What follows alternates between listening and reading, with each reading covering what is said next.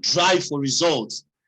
You know, it's a paradox that the business world is becoming more complex, but in the middle of that complexity, there's something that is not changing, and it is the drive for results.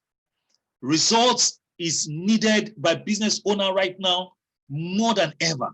And no matter what happens, no matter what change comes to the world, you have to produce results. And if you're not able to produce results, you too will get phased out.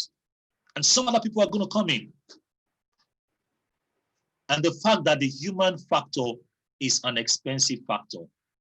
The human factor is an expensive factor because as a businessman, I know that salary alone is not what I'm paying.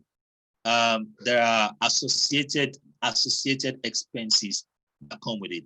And the human factor, I was just having, just before this call, one of our staff that is outsourced to another company, it's part of the solutions that we give. She was telling me of the challenges they're having in that organization. And the MD of the organization is annoyed because they're still paying salary for a staff that is not coming to the office because the staff is ill. The staff got injured in the face of the job.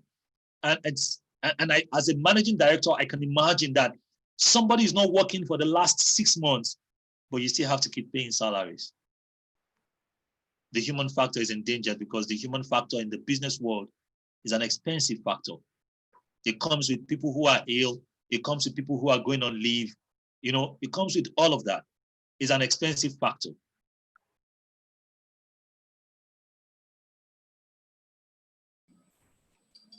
And because of this endangered state of the people factor in the business world, people are going to get to a stage where we begin to lose our humanity.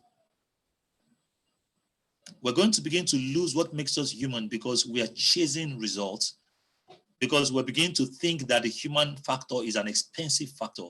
So a managing director that loves people, when he begins to look at the expenses that comes with people in his organization, and he begins to look at the results that he's not getting, that human, if he's not careful, might begin to lose his humanity.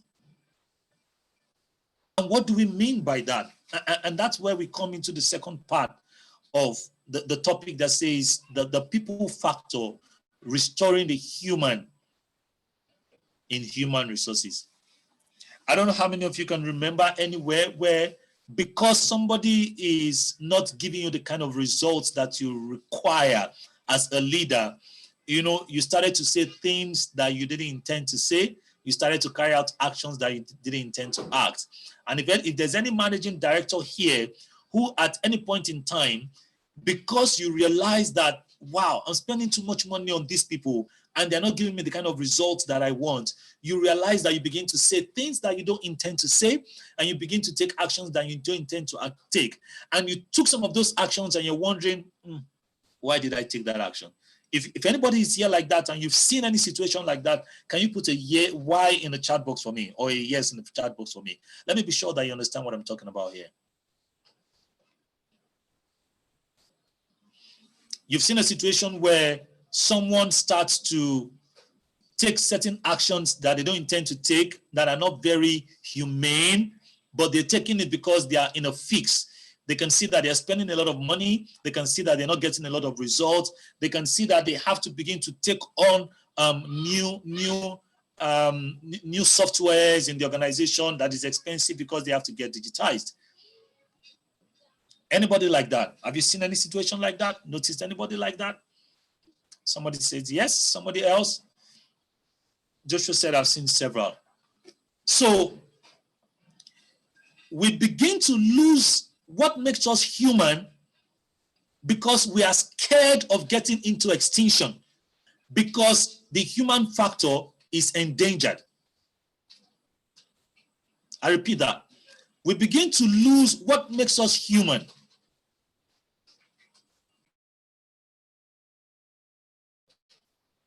we begin to lose what makes us human because the human factor is endangered with some of these things that I've written down, 1, 2, 3, 4, 5, and I know there are more than 5. So if anyone comes to mind, if there's anything that makes us endangered in the business world at different phases of our work life, and you remember anyone apart from the 5 that I've written, can you put that in the chat box? Let's add to that, apart from the 5 that I've written. Are we getting it? We begin to lose our humanity because of these factors that makes us endangered. And once we begin to lose our humanity, we begin to lose the human in human resources. I decided to check the etymology of human and humanity. And first of all, it was not surprising, but it's clear that the same word, the same etymology for human is the same etymology for humanity. And it is known as humanus. They can call it humanus, and that's the word for human, and that's the same word for humanity. Humanus. What is the real meaning of humanus? What are the synonyms of humanus? And then it started to come upon me. A real human is a refined person, is a well-educated person, is a complacent person, is a mortal person who knows that I can die anytime. It's a courteous person, is a civilized person, is a philanthropic, is an earthly person, is a fellow, when you say my fellow Nigerian, that person, that human factor, humanus, the human part of us, there's this fellowship around it. Is a gracious person, is a kind person, is a considerate person, is a cultured person, is a humane person. The word that brings about the real meaning of human is the same word that has brought about all of these words in front of you right now. So the human in human resources, and when I say human resource here, I'm talking about the human resource as a department, the people in the human resource department. I'm also talking about the human resource when it comes to you as a caterer, you as a managing director, you as a copywriter, you as anything that you do in the office, the human. What makes you human is the fact that you are thoughtful, you are considerate, you are cultured, you are civilized, you are a fellow human being, you are philanthropic, you are earthly, you are humane, you are gracious, you are courteous, you are worldly, you are refined, you know that you are immortal, you are kind, and there are several other words. These are the same words that came from the word that makes us human, humanus. And then I decided to also look at the opposite, inhumane. Inhumane. And I said words like unyielding, bully, insensitive, remorseless, pessimistic, difficult, heartless, indurate, pitiless, ruthless, unaccommodating, stony, unfeeling, keeping malice, compassionless, uncharitable, arrogant, cold-blooded, unsympathetic, hostile, wicked, callous. So when you are human, when you remain in your human state, as a human being, what you have is this. You are a cultured, understanding, thoughtful, person, courteous, fellow human being. But when you begin to lose your humanity, you become unyielding, insensitive, pitiless, ruthless. You become unaccommodating. You become stony. You begin to keep malice. You become hard. You become heartless. You become callous. You become hostile. And all the words that are associated with this. So when we begin to lose the human in our human resource, the words in front of you are the things that you begin to exhibit. So if you found yourself a lot of times being a bully, being insensitive, being remorseless for the terrible thing that you've done, being unsympathetic, being wicked, being cold-blooded, being uncharitable, being arrogant, being compassionless, without having feeling, if you find yourself in such an emotional state, you're not being human. You're not being human.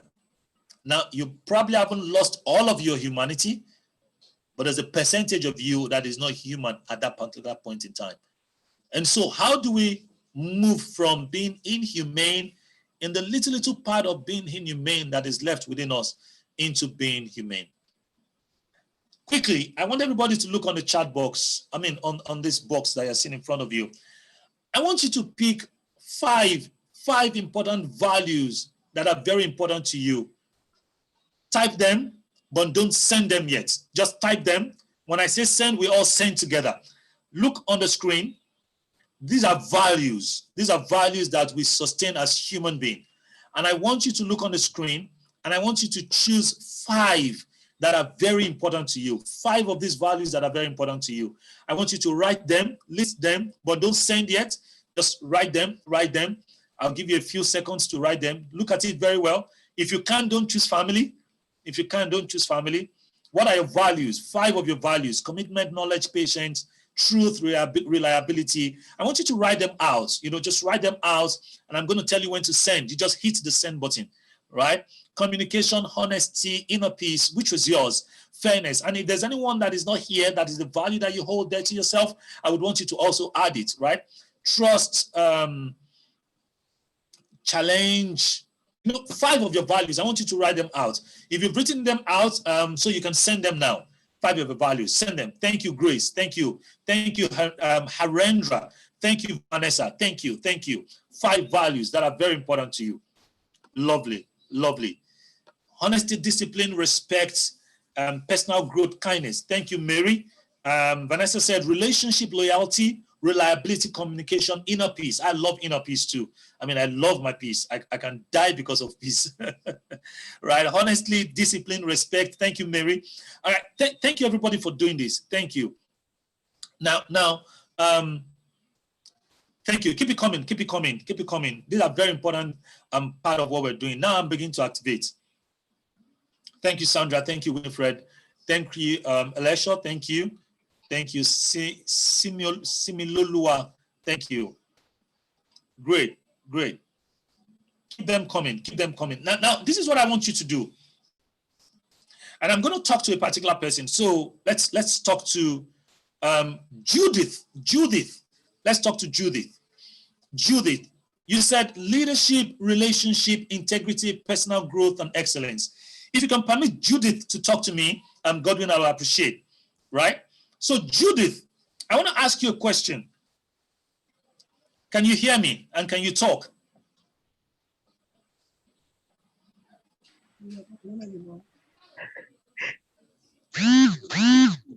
Judith, all right, Judith can talk now. Okay, yes, I can hear you, sir. Thank you, Judith. So, and I'm hoping that you're not in a very noisy environment. Judith, No. So, I mean, looking at your 5 values, I think I've lost them again. Are you a firstborn or a secondborn or a thirdborn or a fourthborn in your home?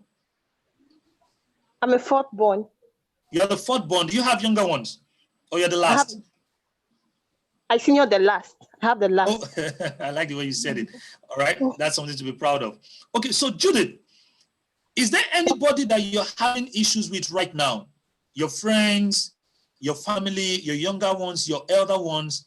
And if you look deep into the issue, it will be because the person does not do something you call personal growth. Yes, sir. What's the name of the person? I hope the person is not beside you. Her name is Colette. What is the challenge you have when it comes to personal growth? Okay, so I have a hard time seeing people not embracing things that or opportunities that would help them grow to the next level. And it impacts on you, right? It gets you irritated. Or what emotions do you see when you begin to think about them and they're not growing? What emotions do you sustain? Yeah, it gets me irritated, and I feel that they're not seeing something for the future for themselves. I always want them to grow to also, so we can also rub off on each other. Thank you. And so that you can rub off with each other. I like that so much. So Judith, are there times where you've said things to your friends or to this particular person that is not totally humane, and you realize that, although I want her to grow, but I shouldn't have said that? Yes, sir. Good. So what I'm trying to teach here, and I want everybody to be doing the same exercise that I'm doing with Judith, because of your values that you hold so dear to yourself, you are vulnerable to being inhumane. Because of what you love and what you hold dear to yourself. And for Judith, she loves leadership, relationship, integrity, personal growth, excellence. I'm sure she's also having issues with people who are not excellent. Judith, am I right? Yes, sir. So this is the point I need you to take away. As we begin to move you from everybody here, as we begin to move you from the little inhumane characteristics that you sustain into a full human being, right, and sustain it. One of the things you need to know is that your own values are your vulnerable points. And I'm going to explain why. Because your values are the things that you hold dear to yourself. And because you love yourself, you want to see that same thing in other people. And if I just look at Judith's values and Moses' value, Moses Mungai, if I look at their values, there's nothing in their values except integrity, right? That is the same. If I look at Judith's value and I look at Kwado's value, Kwado says honesty, discipline, respect, faith, and friendship. None of his values is intersecting in any way with Judith's value. Now, when Judith begins to work with someone like Kwado, right? And Kwado does not have that finesse for personal growth, does not have that drive for personal growth.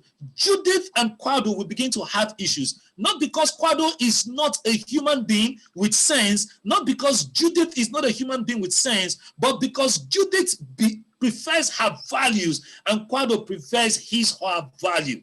And then we would clash. Our inhumanity, what makes us inhumane, will begin to come out. Now, I want all of you to look into your life and think of these 5 values and see how, because you want these 5 values and other people are not giving it to you, you've seen how you've clashed with them.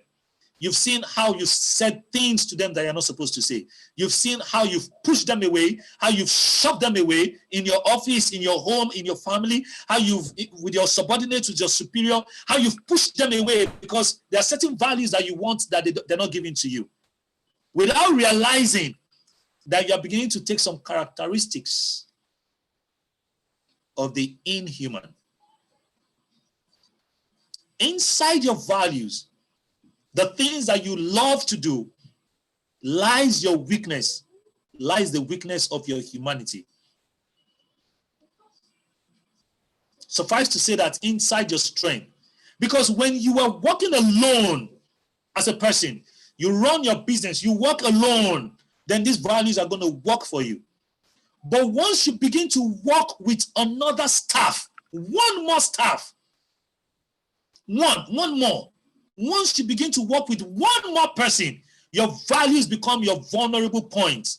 It becomes the vulnerable point for your humanity. You would hear yourself curse. You would hear yourself yell on people. You would hear yourself carry out behavior that if you look at yourself from outside and say, did I do that? You will be shocked that you did it. But when you were doing it, you didn't realize because you held on to your value. So if you're somebody that loves truth, and your child or your subordinate in the office begins to lie, there's a tendency that you begin to speak things that are inhumane to the person. Not because the person lied, but because you hate lies. You love truth. The weakest part of your being will pop out. I hope you can relate. And so, if I stop this training here, is to say that for you to move from being inhumane to being humane, you have to watch your values. Watch how you begin to force your value on other people. Watch how you begin to push people away, shove people away, get irritated by people because they are not exhibiting your values. Not because they are stupid and foolish, not because they are dumb, not because they don't want to achieve the same goal for the organization, but because particularly you love them to be very disciplined, and they're not very disciplined. But in their indiscipline, they are still carrying out some tasks. They are still achieving some results. Because you want them to be very organized. You want them to have, everything in the right place. When they come to your office, you want them, when they pick a pen, you want the pen to be placed in the same place. When they pick a book, you want the book to be placed in the same place. Because this person is not very organized. As the person is coming to the office, you are beginning to push the person away. You are already becoming unaccommodating, but you don't realize that you are becoming unaccommodating. Why are you becoming unaccommodating? In your head, I want my office organized. In their head, you are unaccommodating. Thank you, Judy. Really, right. Who wants to be a bully? Who wants to be a pessimistic? Who wants to be flexible? Who wants to be resistant? Who wants to be judgmental? Who wants to be proud? Who wants to be unaccommodating? Who wants to keep malice? Who wants to fight? Who wants to yell? Who wants to restriction? Nobody, no staff, no human leave their house in the course of the day and say, this is what I want to be in the course of the day. But you become all of these because you are defending one value that you love so much. That's right. That's right. You're defending your value. So, what are the things that you're going to do? Apart from that one, I want to take you through a process to help you become human continuously. Don't worry, you're not going to be perfect, but you're going to get better and better and better and better every day. Now, the first thing I need you to do is to gain insight. Insight. Insight is awareness. Insight is understanding. Understanding of your own strength and your own weaknesses. Understanding of your own values, like I have just done now. What I did for you a few minutes ago is to give you insight. To give you insight into your values and how your values are working for you and how your values are working against you in terms of your business, in terms of your family and anything you do. I want you to gain insights. And the first level of insight you need to gain is a personal insight. Personal insight is, what are my strengths? What are my weaknesses as a person? What are the things that drive me? What makes me tick? What makes me work well? Where are my weaknesses? Where are my pause points? Where are the places that I crack from? Personal insights. And so, I take this from the human resource department perspective because that's what this program is all about. But I know we are all human resources, right? So, personal insight. You. What are your strengths and your weaknesses? What do you know about yourself? What are the things that will make you begin to exhibit the characteristics of people that are not human? What are the things that will push you to become a bully, even though you don't sign up to be a bully? What are the things that will make you be a wicked person and make the world define you as wicked, even though you didn't sign up to be wicked? You need personal insight. You need awareness. And I've just helped you to catch some awareness. How do you gain more awareness? What kind of optimism? Are you an optimist or a pessimist? What's your thinking style? What's your personality? What is the strength of your personality? Are you a sanguine? Are you a melancholic? Are you a phlegmatic? Are you a, which of them? Which one again? Choleric? Which one are you? Which of the strength of your personality is helping you? Which of the strength of your personality is working against you? Gain insight, continuous insight about yourself. What is the part of the office that I hate to go to? What is the who in the office do I hate to hear from? What do I dislike in this office assistant? Continuously gain insight about yourself as a person so that you can begin to see the loophole that makes you inhuman. Departmental insight. So I want everybody to do this. If you were to talk to your human resource department now in your organization, and you wanted to tell them one thing that will make them more humane in that department, what is one thing you're going to tell them to do? Put that in the chat box for me. Put that in the chat box for me. If you were going to advise your human resource department, that will make them more human, more humane, right? What is one thing you're going to tell them? Thank you. Nesoma. I'll tell them to put others first, to get to understand who I am, empathy, listen more, to understand themselves, right? And so if you're in the human resource department here, or you yourself as a department, if you want to begin to bring in more humanity into yourself, then ask yourself, what is that thing that is not making me listen to people as a department? What is that thing that's not making us, if you're in human resource department, you want to go and have this meeting on Monday to say, what in this department is not making us human to the people that work in this organization? What is this? What do we do in this department that makes people feel like we don't have a heart? That makes us feel like they are there and we are here. What in this department? You need to gain insight. Is it the way we talk? Is it the way we carry ourselves? Is it the way we shove people away? Is it the way we communicate? Is it the way we drive for results? Is it the way we relate with them when they're not getting things done? Is it lack of trust? Like Ninim Brown has just said. What exactly is it? Is it lack of collaboration? Are we on our own and they're on their own? As a human resource department, if you're here and you lead any department, you want to go back and ask yourself that question in your department. You want to go back and do a little survey, share it to people in your organization and say, please help us to know how to help you better. If we were going to be a little more human within this organization, what would you want us to do? And listen to them as a department. Gain insight. Gain insight. And we could have done that for the same, for the organization too. Organizational insights. If we want to begin to move from being inhumane to being humane, then we need to gain people insights about what is happening in our organization. I'm sure that is clear. The next thing I need you to do is to become intentional. To become intentional. And I'm going to rush past this because of time, right? Intentional. What do I mean by intentional? Intentional means that if there was nothing endangering us, if everything was in its right place, if everything was working, and if everything is going on smoothly, how would I relate with this customer? Oh, I'm going to be respectful when everything is fine. That is your intentional thoughts and your intentional action. As a human resource person, as somebody who works in the human resource department, right? If everything is fine, people are achieving their goals, people are working, coming to work on time, and because everything is fine, I want to relate with people. How would I relate with them? Most likely you will relate with courtesy. You'll be friendly. That is your intentional state. But because challenges would come upon you, then you lose that intentional state. What do I need you to be intentional about? I need you to be intentional about balance. Balance. I need you to be intentional about balance.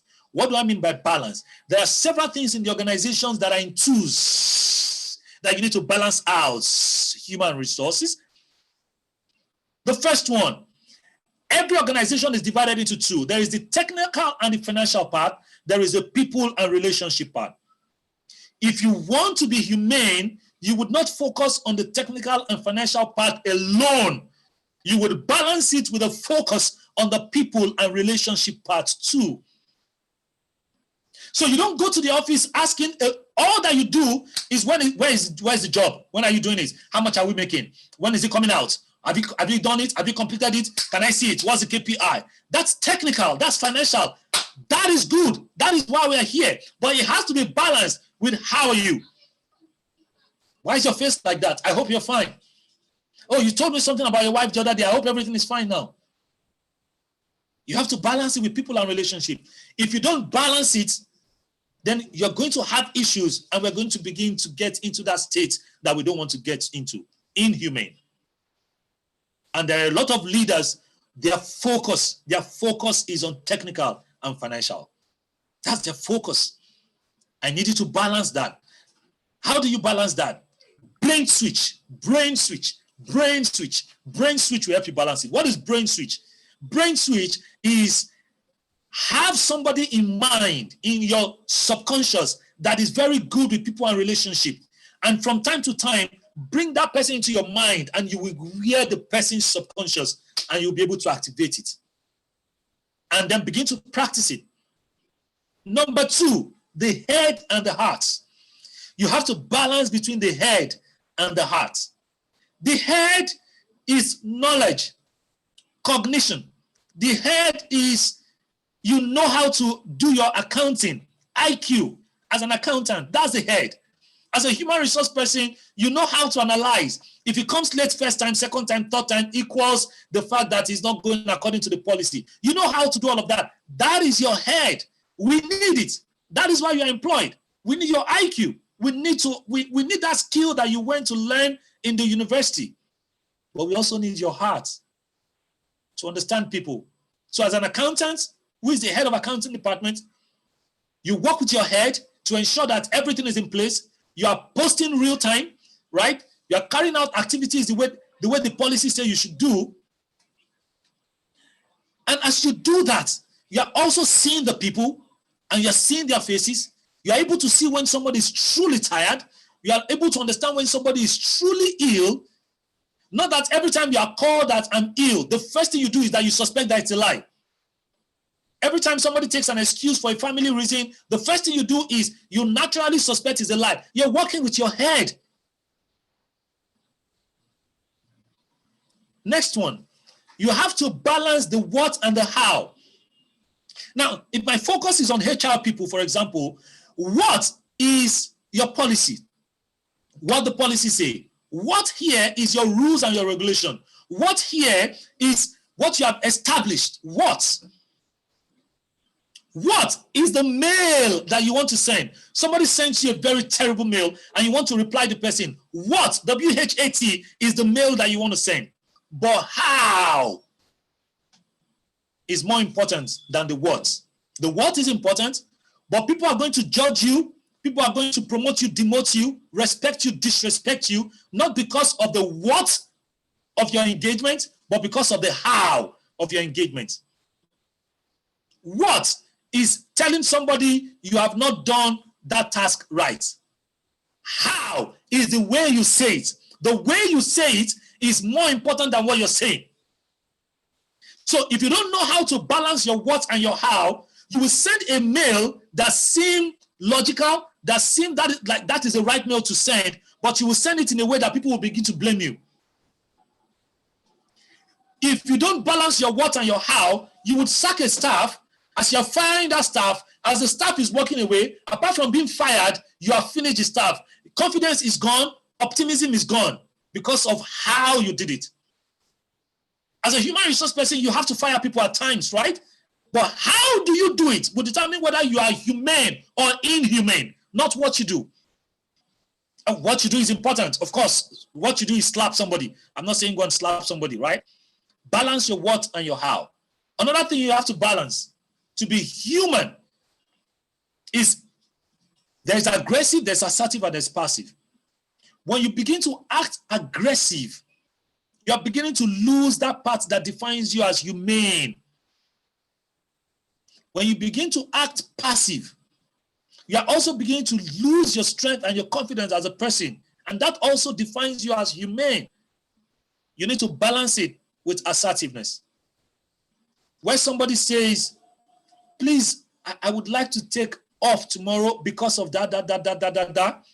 And you don't start by saying, what nonsense is that? You have started again. Why would you do that? You took off the other day. Now you're becoming aggressive. Before you know it, you're going to spew out words that you don't intend to spew out.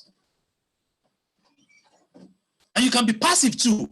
And when you are passive, you are doing a disservice to the organization because you cannot stand your ground. But when you are assertive, you would say what you want to say without trampling on people, without going over their rights, without cursing, without being aggressive, and you still achieve what you want to achieve. I'm sure you know the meaning of all of these words, but to be humane is to be intentionally balancing between the technical and the relationship, between the head and the heart, between the what and the head and the heart, between the what and the how, between the aggressive, passive, and assertive, and obviously between your human being and your human doing. Some HR people and some human beings, all they do is human doing. It's all about activity. It's not about authenticity. It's not about living a life of purpose. It's not about achieving a goal that is good enough for humanity. It's about activity, so that the MD will see that I'm doing, so that the HR will see that I'm doing, so that my superior will see that I'm doing, so that everybody will think I'm doing. Activity. And because you want to constantly carry out activity, you're going to push people, you're going to be insensitive to people, you're going to trample on people because you want to see everybody. That's true. You want everybody to know that you are doing. You need to be, not just do. So you need to balance your being. Why are you in that office? What is the most important thing you want to achieve in that office?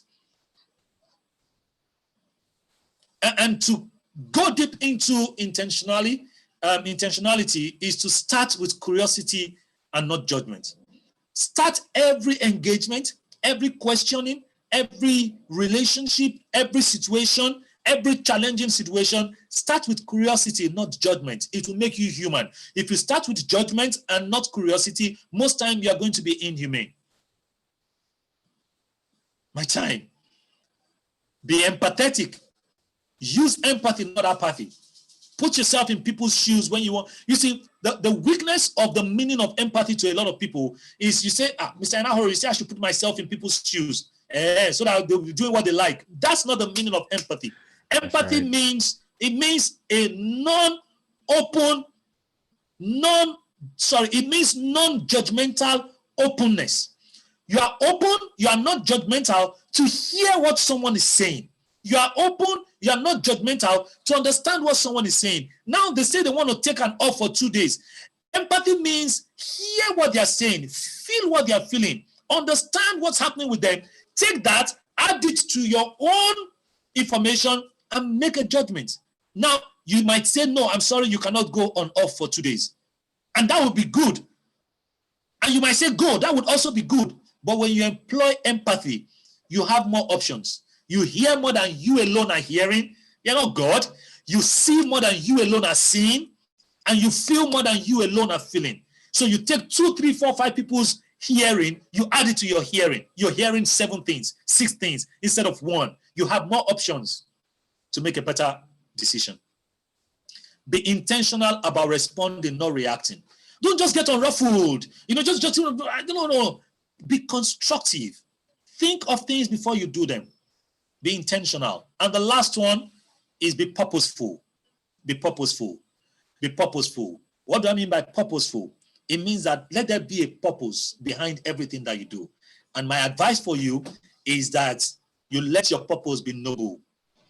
Let your purpose be noble. What is noble? I'll give you 4 characteristics of noble. Noble is something that is constructive and not destructive in nature. Let your human resource goal, let your leadership goal, let your sales goal, let any goal that you have be purposeful. And one of the characteristics of that purpose that you have to achieve in that organization as a human resource manager, as your human resource officer, what's your purpose in that place? I say let the purpose be noble. It means that let it always construct, let it always build, never destroy. Oh, you see me say now, but what if I fire somebody? You can fire somebody and build the person. Ask yourself, every time you're doing something, am I constructing, am I building, or am I destroying? Am I destroying someone's life? Am I destroying the organization? Am I destroying my own life? Are you constructing or you're destroying? Whatever purpose you have that is guiding your leadership, guiding your sales, guiding your human resource activities, ensure that it is constructing, it is building, it is not destroying, number 1. Number 2, ensure that it can integrate all domain. And this is another very, very important factor. Let your purpose of HR, your purpose of leadership, let it not only suit the Igbos or suit the Yorubas. Let it not only suit men or suit women. Let it not only suit gay and not suit straight. Let it not only suit the people in your department and not the people in other departments. Let it integrate all domain. A noble purpose integrates all domain. Let everybody be able to enjoy from your purpose.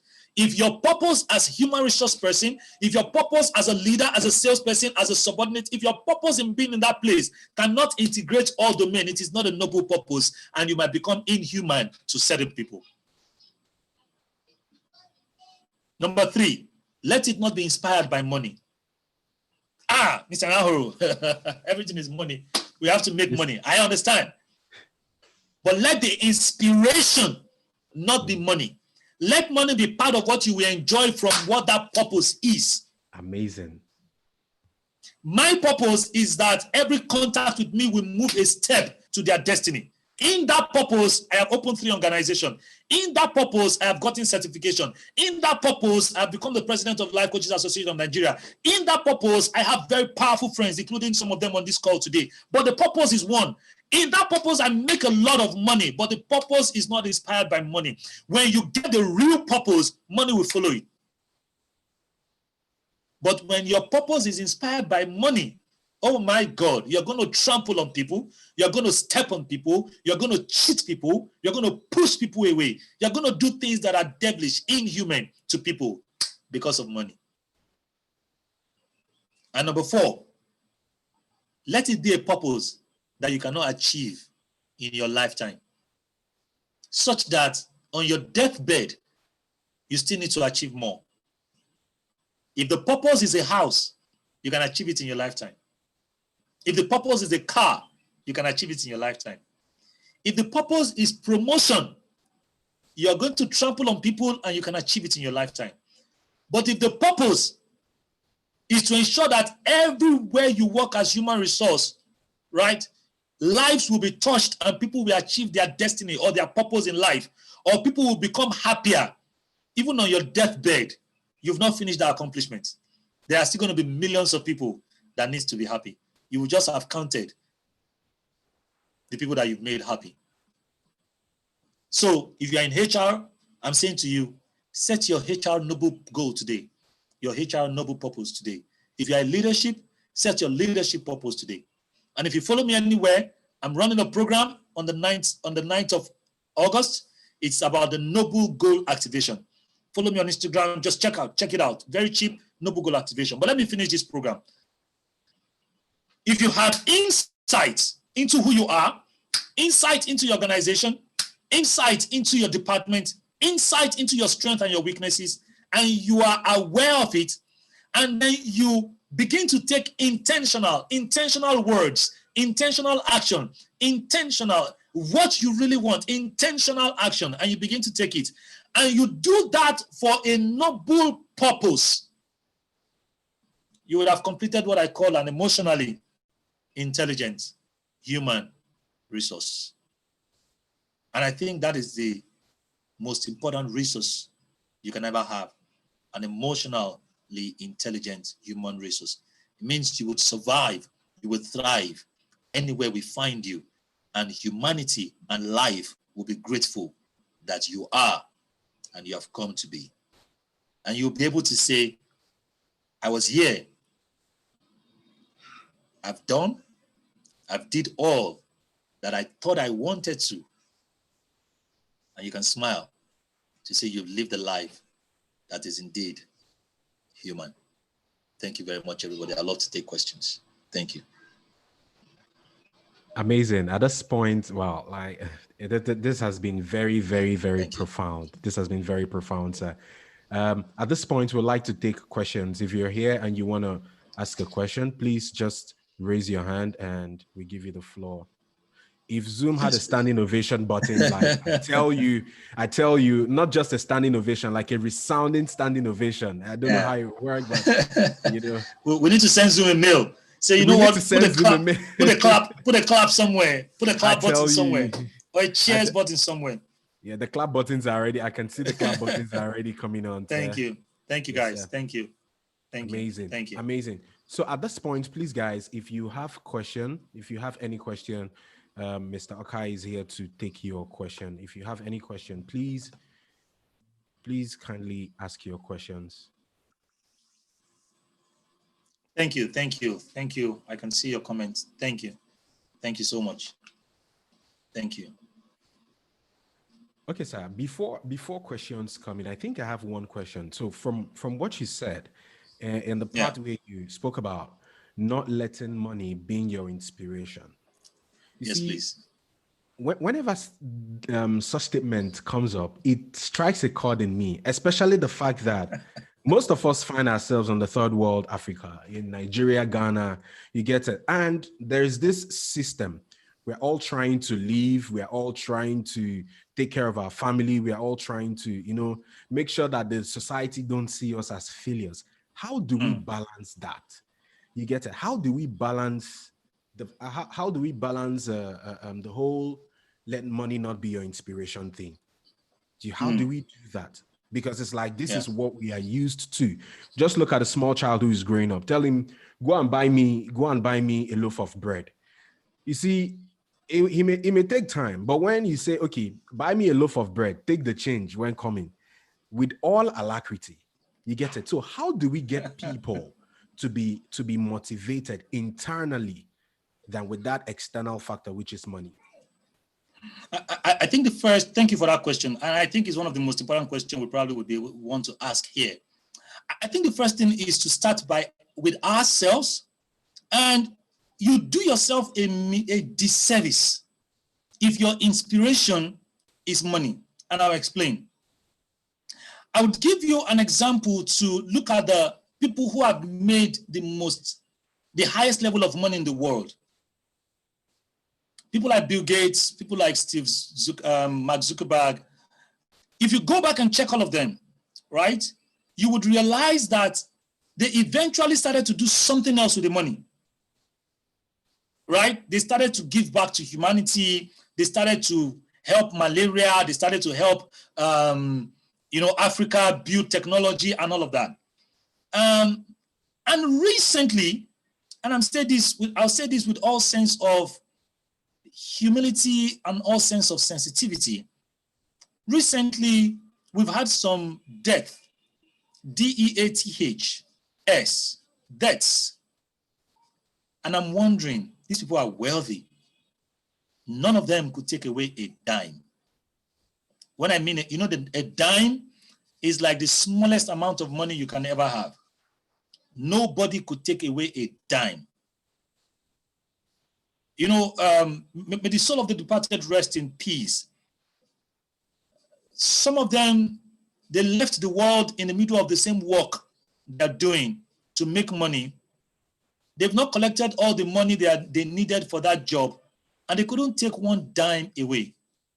One simple dime. So that in itself should begin to tell us what is the real meaning of money. When you look at the people that you have called great all over the world, people like Mandela, people like Mother Teresa, people like Martin Luther King, you never call anybody great because they have a lot of money. You've never done that. You call people great because they found a purpose in life and they started to pursue their purpose. But in your purpose, in your noble goal, in your most overaching purpose in your life, there lies a lot of money. Inside it, there's so much money. So if you are pursuing money, you are pursuing the aftermath of something that is bigger. So, but when you go to pursue that bigger thing, it will achieve more, but money will follow it. So money is usually an aftermath. If there's any businessman I'm working with today, the first thing we're saying is that what do you really want to achieve? What do you want to do? And I've seen people who have started business for 10 years and they come back and they feel empty. I've worked with wealthy people with all the money that they have. They feel empty. They feel like I just feel empty. And when we found their most important goal in life, their money then made sense. Your money would not make sense to you, even if you inherited money. Why do you think people who inherit money still want to work? Why do you think they still want to do something? But they have the money. So they have the money that everybody wants. Why are they still doing anything? That would show you that money is not it. Money is something that comes with it. If you are able to achieve that one, money would come with it. And if you have money without finding it, your money would make you sorrow. You will have a lot of it, but you will not be happy. Yeah. And trust me, in the work that I do, I've worked on a lot of people like that. They've got a lot of money, they ain't happy. So money is good. If you listen to the podcast that I just did with Mr. Yele Okeremi, it's called The Paradox of Wealth. The Paradox of Wealth. In The Paradox of Wealth, we discussed and we said, there are certain things in life that you require money for. You have to write a check. You have to. No matter the amount of wisdom, no matter the amount of knowledge, no matter the amount of empathy, sympathy that you have, you've got to write a check. Definitely. So money is important. However, money alone, money can go away just like that. It can whisk away. But if I find my purpose, if all the money that I have today, if I lose it, I can make it again. But without purpose, if I have money from inheritance and I lose all of them and there's nothing to pursue with amazing what I want to do with my life, all of that money, I would not get it again. Yes, sir. So it's an aftermath. Thank you. Okay, sir. Before we'll be taking one more question for you from you. And Benga will answer the rest. Yeah, I see Elizabeth's hand has been up. Elizabeth Galaxy. Yeah, Elizabeth, can you ask your question? Elizabeth. Okay, So I think, is Elizabeth there? Your hand is still up.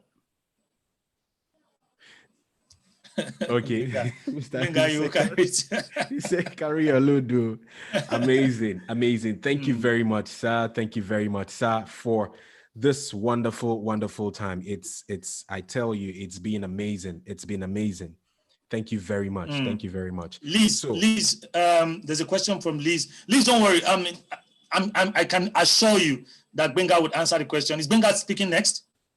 No, not yet. No, but okay, not yet. Faith is going to be speaking next. Okay, I'm sure she can do it. Faith is I've got to run. Thank you for inviting me. Thank you for bringing us here, and thank you for organizing this program. I'm sure that if you're on this platform today, life would never remain the same for you. Thank you. Right. Thank you so much. I have to run. Much, I wish I could stay, but thank you very much, everybody, and enjoy the rest of your day. Godwin, God bless you. Keep it going. Thank you, Keep sir. It going. Thank you. Bye, everybody. Right, bye. Bye. Amazing. That was a very, very that was a very transformational session with Mr. Enahoro Okai. It's always like that with him. And now we have another speaker who is going to be speaking to us. This person is a very big person. She's a very, very big person. Ladies and gentlemen, I want us to welcome Faith Muturi. Faith Muturi is a corporate training consultant. She's a communicator for transformation. So she doesn't just communicate, she communicates for transformation. She's a catalyst in helping individuals, teams, and organizations to thrive. She has facilitated transformational training experiences for over 13,000 individuals over 13 years in 7 countries in Africa and Europe. She's helping individuals and organizations to excel in an increasingly volatile and unpredictable environment. She has won 7 local and global awards for her impact in society. Faith is the managing partner for Delve Training Institute, Kenya. Ladies and gentlemen, Zoom doesn't have a standing ovation. Ladies and gentlemen, let us welcome Faith Muturi from Kenya.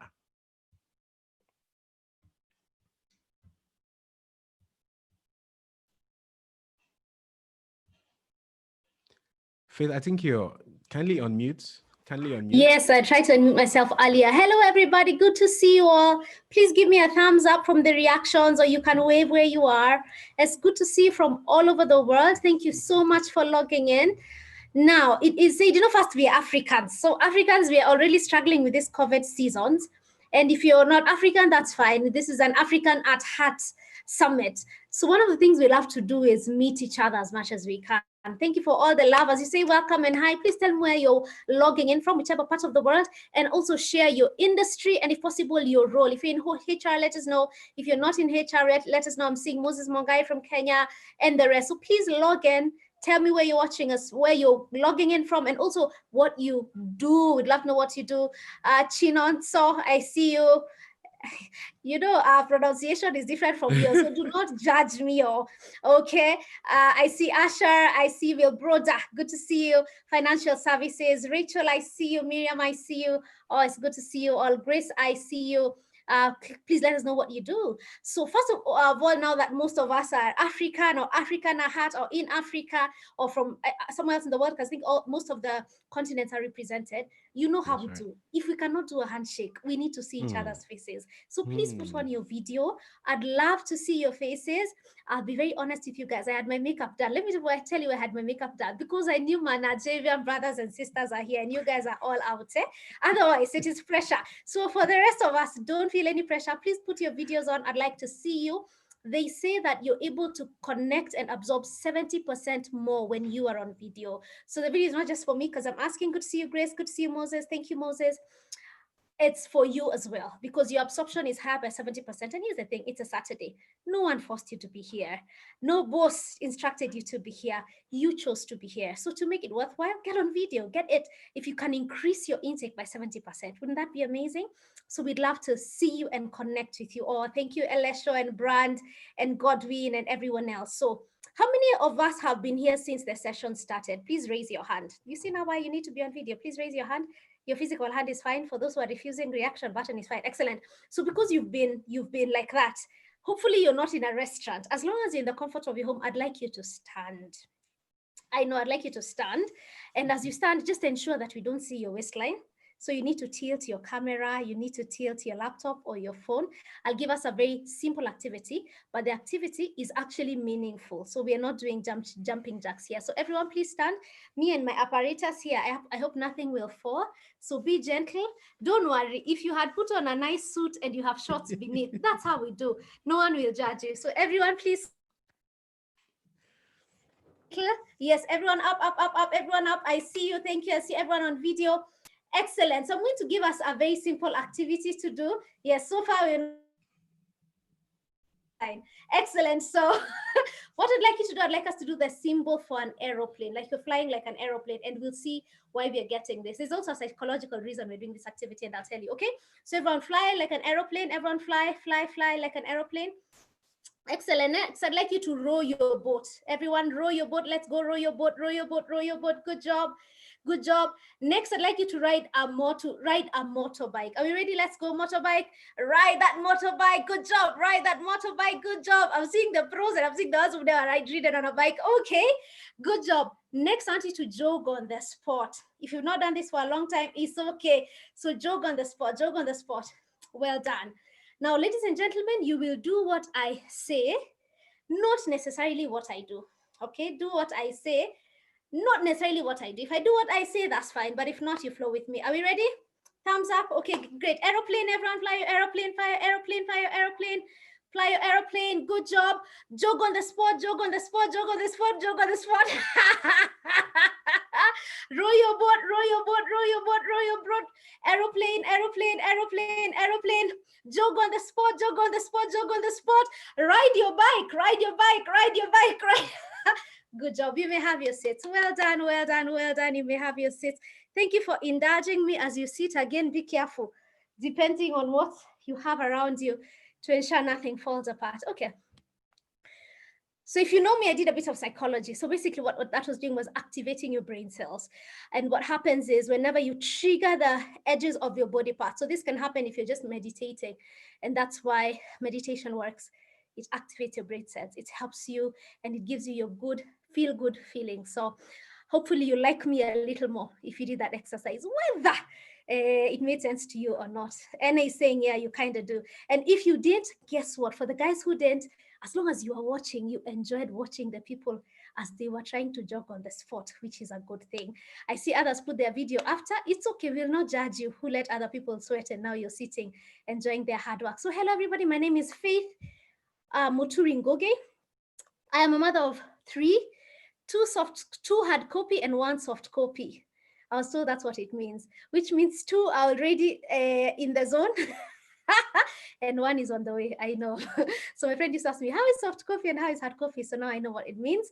And I believe in miracles because one time I was told I may never have a baby. So I told God this year, whenever I share that story, I'll give the testimony. And both of my babies were born in December. Let's see when this one will be born. There are signs that something similar may happen. So that's a little about me. I love communicating and I love transformation and helping people achieve the outcomes that matter most. So let me just get right in and talk about our conversation for today. While at it, we're talking about how to remain relevant post-COVID, how to remain relevant post-COVID. So feel free to chat and tell me what's the one big thing you'd like us to discuss. For you, what's the one big dilemma you're grappling with? Let's talk about how to remain relevant post-COVID. Now, I know many of us are in HR, some of us are not in HR. So please let me know the industry you're in, your role, because it helps us so that we don't assume everyone is coming from a certain place. So as you chat, please share, for example, your role and what's the one big thing you hope to learn as we talk about how to remain relevant post-COVID in the post-COVID workplace. So I'm just going to share my slides. Godson, if you'll allow me to do that, a big round of applause to Godson. Thank you for just allowing all of us to come together. I think the presence that we have and everyone just being on board shows the desire and the longing that we have to have conversations that help us to be relevant. So thank you, Godson, and absolute pleasure, my brother. We really appreciate it. So our conversation is how to remain relevant in the post-COVID-19 workplace. Now, first of all, if you know me, I think for the last like 5 years, I've been talking about VUCA, that we are in the VUCA world, and I'll stop sharing. And I know we all know what VUCA stands for. If you know, just share it on the chat.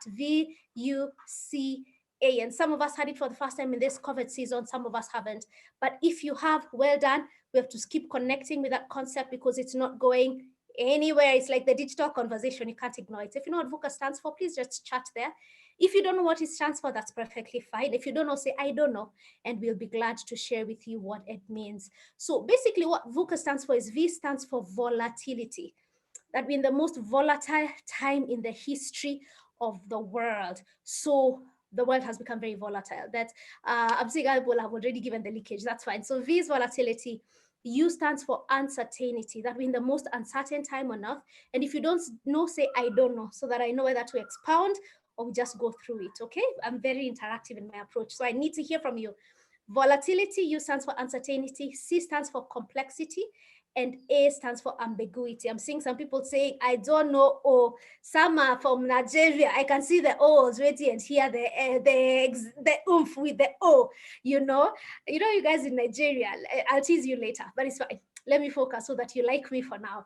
So VUCA, volatility, uncertainty, complexity, and ambiguity. So basically it was coined by Harvard experts who said that the last 100 years there's been change. And we know that. The last 100 years there's been change. But the last 15 years, there's been more change than the last 100 years put together. And that's why before someone had a taxi business, 10 taxis, it's doing well. But then Uber showed up and everything changed. That's why before people were writing letters to each other in school, post office, and now post offices have to reinvent themselves because their relevance is not that much.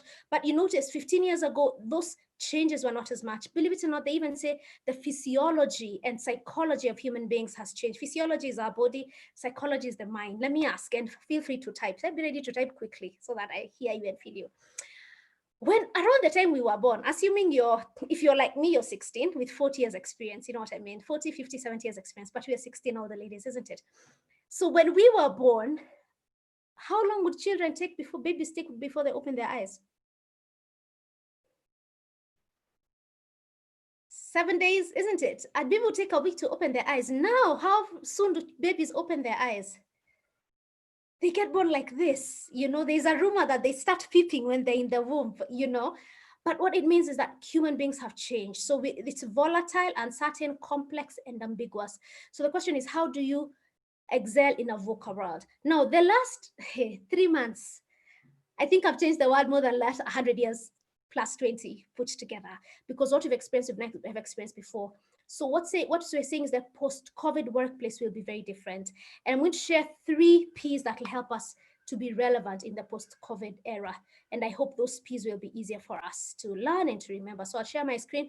Feel free at any point to ask a question. And if I don't seem to be seeing it, we'll answer it as we go along. So the first P, and I tell you, all of us as speakers are connected. Guess what the first P is? I thought, I am just picking up from where he left. P, purposeful innovation. I know the last pointer we talked about was purpose, isn't it? And the interesting thing is it said we're in the purpose generation. So here's the thing, whatever industry you're in, you'll be most relevant if you're purpose driven. What does that mean? It said that if you look especially at the millennials, and the millennials in Africa, the majority of the workforce today. So if you want to be relevant in Africa, you have to be in tune with the millennials, whether you like them or not, whether you're a millennial or not. So the reality is, for the millennials, it has to be purposeful. Motivation has to be intrinsic. What does it mean? Money is never enough. It has to be, why am I doing what I'm doing? How am I adding value to others? So what does that mean? It means that if you're innovative in your workplace, it'll make a difference. But guess what? The greatest innovation is purposeful innovation. I'd like to give an example of a case study. So this is Mercedes F1. I know all the gentlemen know what this is. Okay, not all, some. And I know some ladies now, But F1 is Formula One. For the ones who are like, I know F1, what does it mean? It's Formula One. So guess what Mercedes did in this era? They decided to develop a new breathing aid to help people who are suffering with coronavirus. And isn't that amazing? That Formula One said, Mercedes Formula One said, there's something more purposeful we can do, that with the speed we have, and they say they take about 100 days to just craft up everything and put it together. And they say they're going to get to a production of up to 1,000 units per day. That in a day, they're going to produce 1,000 units. Why? Because the expertise they had with with Formula One, Formula One are the best in many ways in the world in terms of expertise. And that's what purposeful innovation means. It means, is your innovation helping people become better? Is your innovation making the world a better place? Is your innovation meeting the need in your workplace? So I'd like you to write this on a piece of paper and we'll get back to it. What are the 2 most common complaints you hear with your colleagues? Actually, just type it on the chat with me. Type it on the chat. Don't worry, your boss is not here. There's no judgment. And if your boss is here, just say, I know of an organization that this is what they complain about. So share on the chat, what are the 2 biggest things people around you in your workplace complain about? I'll repeat that. I've been asked to slow down. I will slow down. What are the top 2 things people in your workplace complain about? Share on the group. So the thing is, for you to become a solution provider, you need to give solutions that are innovative in terms of the biggest needs that people have. In terms of the biggest needs that people have. If customer experience is the biggest challenge that people have, then you need to get innovative solutions of customer experience. And there's external customer experience, and then there's internal customer experience. Get to know what are the biggest complaints that are there, and then give innovative solutions to your workplace. So now that you've typed that, my question is, what are you doing in terms of solving that innovatively? How do you do that? You get to research. You get to find out from around. If it's a toxic environment, what can you do with your department? Because every department has a culture. Every team has a culture. Every organization has a culture. You start with your team culture. I'll give a very simple example. I know this person who they started in their team and they noticed there's a lot of blame game and lack of appreciation. And here's what they say. They told their boss, hello boss, I'd like to be starting the meeting with something interesting. The very first 5 minutes or the last 5 minutes. Just give me 5 minutes at the beginning or at the end. And I'd like us to focus on different themes. So they built a calendar and they came up with themes. And one of the things they did is that once a month, they bring flowers and the flowers are presented to someone. For example, you say, Brand, these flowers are for you because you did this week. Maybe you came on time or you helped me with this colleague. Brandon is really nodding. You like that idea? I'm sending flowers your way virtually. So, and then what Brand has to do, he'll go home with them. But after a month, he brings the flowers and appreciates someone. And everyone would look forward to the flowers of the month. Isn't that simple? But what it did, it helped people to start seeing the positive things about each other. So purposeful innovation is, if people hate meetings, what can you do differently in meetings? If people don't like attending to certain customers, what story can you give? I know someone who in their workplace, and I'll call him I'll call him Clinton. So Clinton noticed people who are really complaining about certain customers. And have you noticed the customers who complain a lot are not the ones who pay the most? Have you guys noticed that? But here's the thing, those who pay the most will not complain, they'll just walk away. I'll repeat that. The customers at times who complain the most are not bringing the most money. But the ones bringing in the most money, they will not complain. They will simply walk away. So that customer who complains a lot is helping you keep the one who will not complain. Did you get that? Why? Because the feedback they give you, you don't like it, but it's the same feedback the one who's bringing in big money won't tell you. But if they don't get it, they walk away. So what they started doing is they started finding out the stories of the customers people don't like. And they started talking of, and they did a research on some of the biggest customers they've lost. And they started correlating and saying, for example, if Techno was the biggest customer, they say, Techno left, and we found out this is the reason they left. And guess what? It's what Clinton used to complain about. So it helped people start having a better attitude towards the Clintons, the people who used to complain and don't bring in a lot of money. Does that help? So number one is purposeful innovation. For you to be relevant in the workplace post-COVID, you must give innovative solutions that help your organization in that way. I'll give another example. This is Singapore Changi. This is an airport. I know when you look at it, does it look like an airport? No. So they remodeled the airport and they got a lot of awards and recognition, and they won another award for the best airport again for 2020. So here's what they did.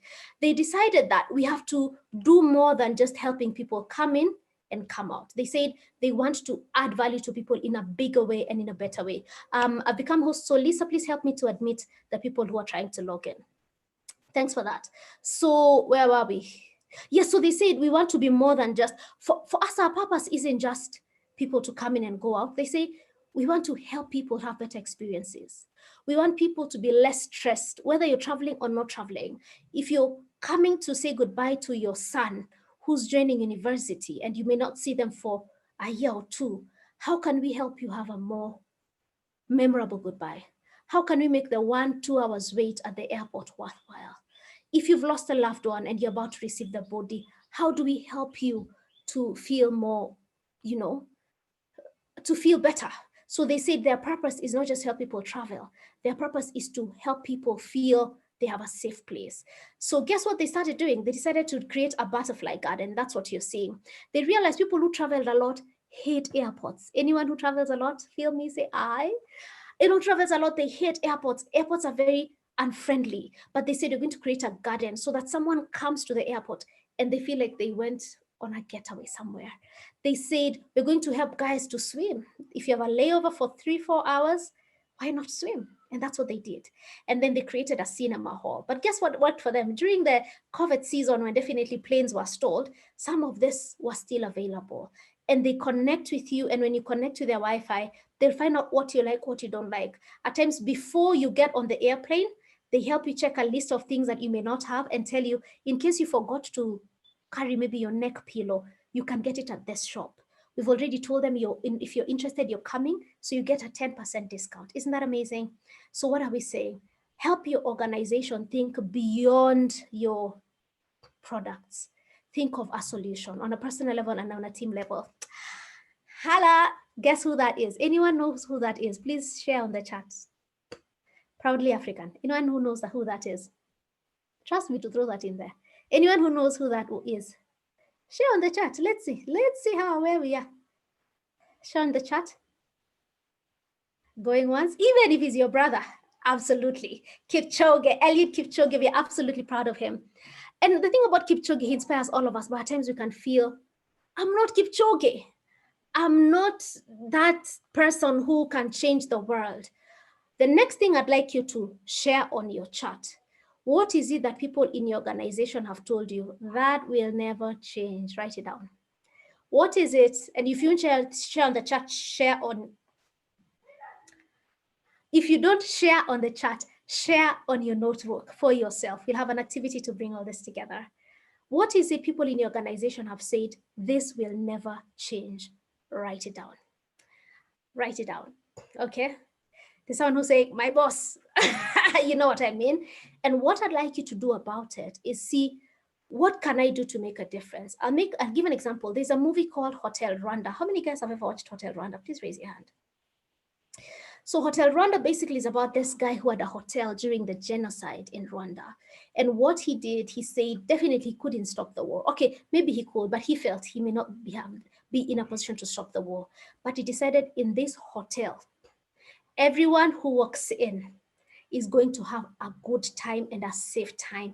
And basically Hotel Rwanda was this safe haven in the entire genocide experience. I'll give another example of my friend. I have a friend who the boss was nasty, okay? The boss was really nasty. And if in case your boss is nasty, you never know if they're here, choose life. Just say, someone's boss who is nasty, not yours, eh? And the boss was really nasty. And when a boss is nasty, it affects everyone, doesn't it? Because leaders bring in the weather. What do you mean by leaders bring in the weather? Compare Trump and compare Obama. Very different environments in America. Depending on who you like, they're different either way. So, and this person felt, what can I do to make it better?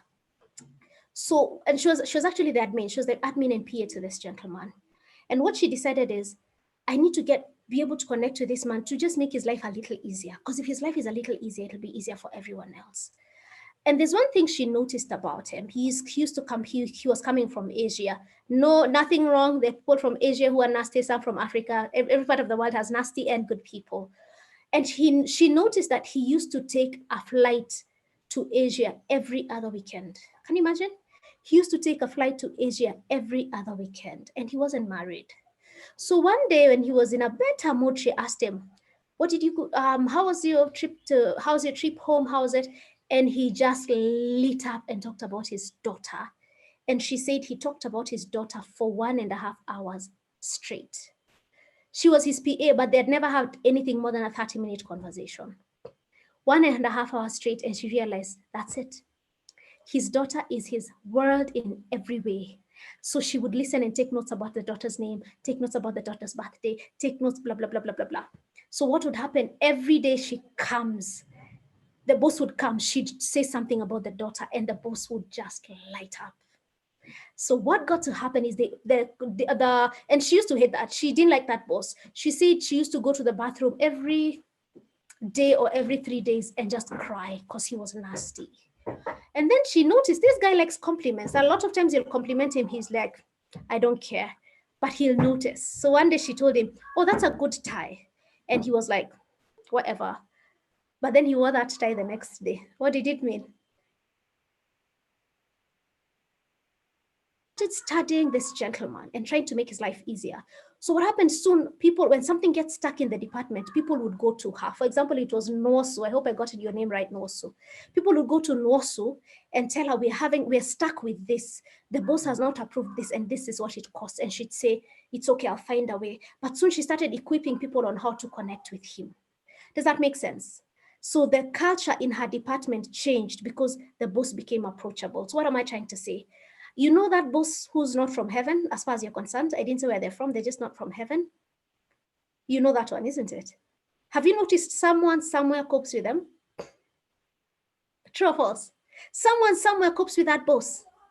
No matter how, and someone somewhere is able to connect with that boss. So what's your role? It's to find out what is that person doing, because whatever they're doing, if I do it, it'll be better, and help each other as a team to get to that place. I hope that makes sense. So how can purposeful innovation is, what is people's pain? What are people struggling with? And how can I be a solution provider to help people with their pain? And that's what will make you the Kipchoge of your organization. The Kipchoge of your organization is not necessarily because you're going to run the fastest than everyone else. No, the Kipchoge is that you'll do something that no one else was able to do. And the day you leave that organization, everyone will say, you helped us do something that no one else had helped us do. So that's the first P. So the first P is purposeful innovation. The second P is people analytics is the key. People analytics is the key. Now, there are people who hear analytics, they're thinking, is she going to talk about maths? Let me log out. Please do not log out yet. So I'll show us a movie, and it's a movie I really like. And it's a movie from way back, and this guy is called Coach Carter. How many of you guys have watched Coach Carter? Show of hands, please. For the guys who are just tuning in, we are celebrating anyone who's on video. So please get on video. We love seeing and connecting. So I'll ask again, how many have watched Coach Carter, the movie Coach Carter? Show of hands. If you haven't, that's fine. So Coach Carter is about a movie of this coach who got into the, I think what we'll call the blocks. So he was in this place that, so he was coaching a basketball team. Sorry, he was coaching a basketball team. And one of the things he demanded of them is that all of them had to pass their exams. I think he demanded a GPA of 2.1 or something, which was ridiculous. So the guys were really upset. They're like, what do you mean? Why do you want us to do this now? We've talked about purposeful innovation. And maybe your next question is, okay, how do I get to do it? In the workplace, numbers are everything. In the workplace, numbers are everything. People are everything, but numbers are everything as far as influence at a leadership level is concerned. So I just to watch this video. And what I like about it is this guy did his data people analytics. So people analytics is, how do you get analytics that help you understand people better? So I think previously we talked about, the previous session, we talked about how do you connect with people on a personality level, which is great. But if you want to make decisions, if you want to influence people in every level, then you must understand numbers. But the thing about numbers is not math. So I'll show this movie, just a short clip, and you're going to see how he used people analytics to influence these guys who didn't like numbers, who didn't like math, but it made a lot of sense to him. And hopefully it'll help you see then I have this problem. How can people analytics helped me to get a solution. So the first P we talked about, if you've joined us, is purposeful innovation to remain relevant in the post-COVID-19 workplace. The second P is people analytics. So let's watch the video. I hope it cooperates. Please, technology, do not disappoint me. So I'll watch it straight from video. It's YouTube. I said now to download it so that you can feel free to watch it on your own. And you can just go and look for it. And if you would like, I highly encourage you to watch the whole movie. Okay, so here we go. I need you to let me know if you can hear, and if you can't hear, Godson, you'll just admit and let me know. So here we go. Watch carefully. Let me know what you're learning about people analytics. Take this time to say whatever it is we want while the doors are closed. You have. Okay, I think I'll increase the volume just a bit. Okay, here we go. So the movie is Coach Carter. Feel free. Time to say whatever it is we want while the doors are closed. You have the floor. This is about us. Man, this shit ain't about us. This is all about Coach Carter. We're the basketball team. All I see is I see.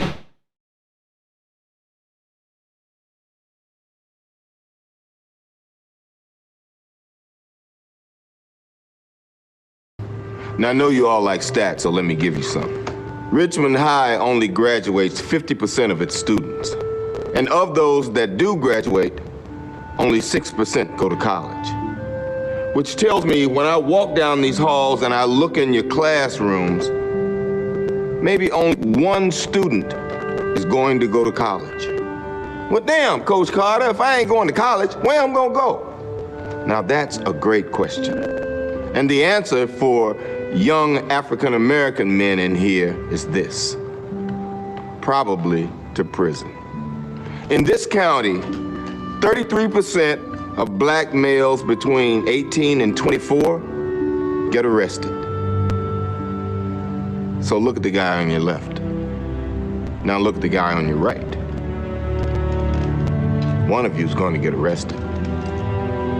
Growing up here in Richmond, you're 80% more likely to go to prison than college. Those are the numbers. Those are some stats for your ass. Now I want you to go home and look at your lives tonight. Look at your parents' lives and ask yourself, do I want better? If the answer is yes, I'll see you here tomorrow. And I promise you, I will do everything in my power to get you to college and to a better life.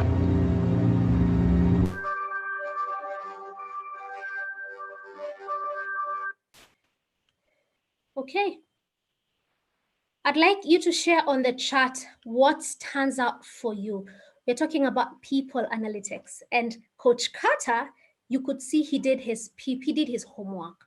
So please share on the chat, what do you think he did? What stands out for you about people analytics as far as becoming a solution provider is concerned? So we talked of purposeful innovation, and we're saying to be innovative and to influence people, you need to tap onto people analytics. And people analytics is simply understanding people behavior, understanding the patterns. And if you watch the entire movie, this is not it's not the movies that just get you all happy, fuzzy. So in the long run, they lost their biggest game. But it was purposeful because it wasn't about winning a game. He said, I came to coach boys, but you guys have become men. And that's what purpose is. So I see Winfred saying the power of numbers or figures is a super convincing tool when it relates to the present situation. I love that. Gracie had correct stats on the future progress of young people. That's very true. So how did he do it? To practice unity and importance of persistence and perseverance. Thanks for that. So what did Coach Carter do? Coach Carter had been in that school and he realized people here, they end up playing basketball, but then their lives don't change. So he decided, I have to help these young men with their academics. So he used to get each of their teachers to give them the grades of the young people. So what does it mean? You have to put in the work of the numbers so that you're able to measure progress. What does that mean? If your CV doesn't have numbers, you're not on the right track. I repeat that. If your CV doesn't have numbers, you're not on the right track. you need to be able to say, if you're an admin, I was able to improve filing and improve efficiency by 70%, whereby if people used to look for a file for 1 hour and now they're looking for a file in less time, then you quantify that and become 70%. If you're simple in a CSR committee, and you're able to increase your CSR from a certain amount to a certain amount by not using the organization money, by getting people in the organization to give their money, then you're right that we're able to increase our CSR budget from this percent to this percent by increasing employee engagement. What am I saying? You must learn to speak in numbers to make sense, and you don't have to like maths, okay? I'll be honest. I particularly don't enjoy math as much, but I've learned to see the numbers that matter. When you attend training, and as HR, you must be able to measure ROI. That's something we love at Delft Training. We measure ROI for every individual. I'll give an example. So last time, we had a conversation, we're having a sales training with one of our leading banks.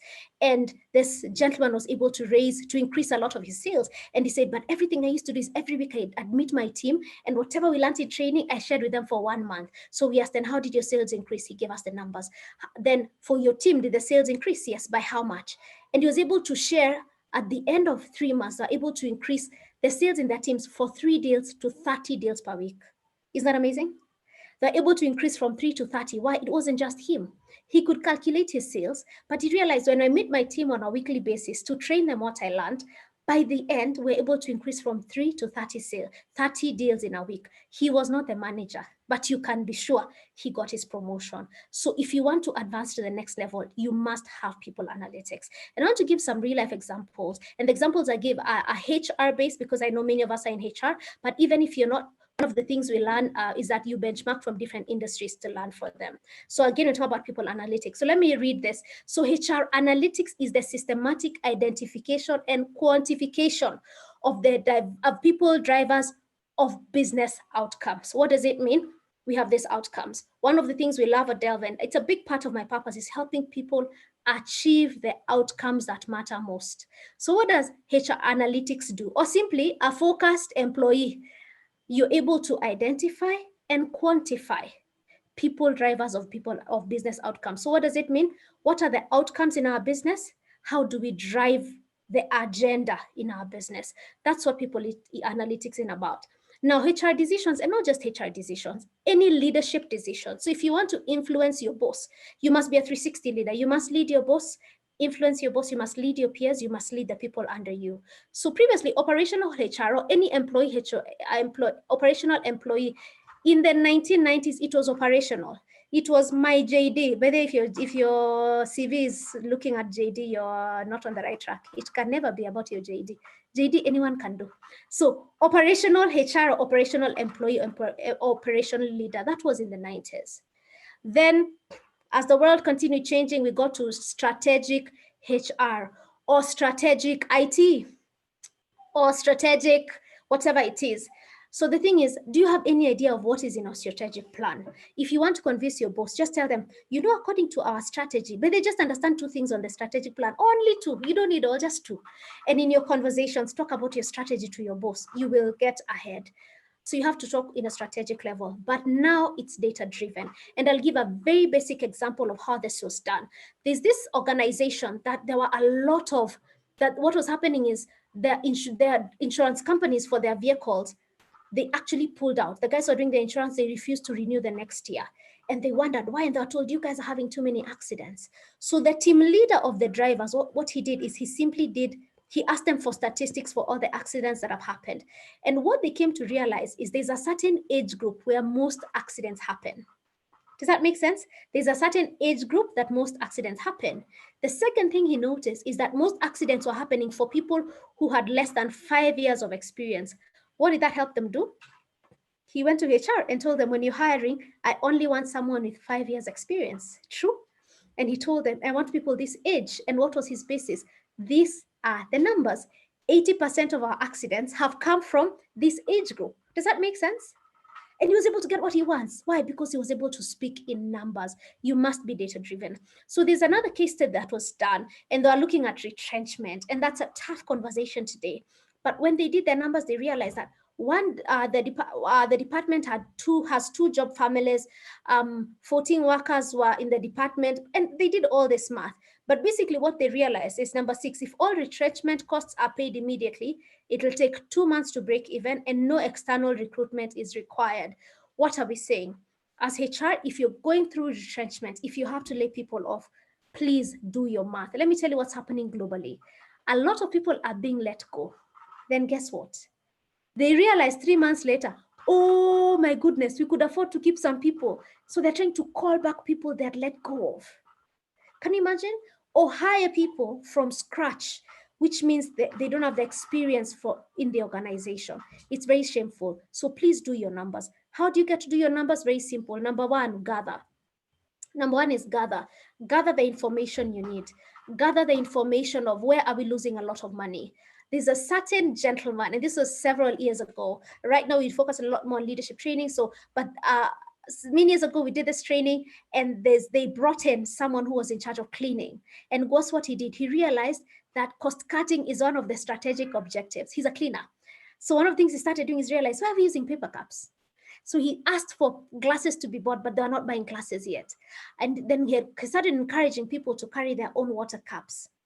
Then he got a marker, and he'd tell people, once you take a paper cup, just write your name and reuse that paper cup.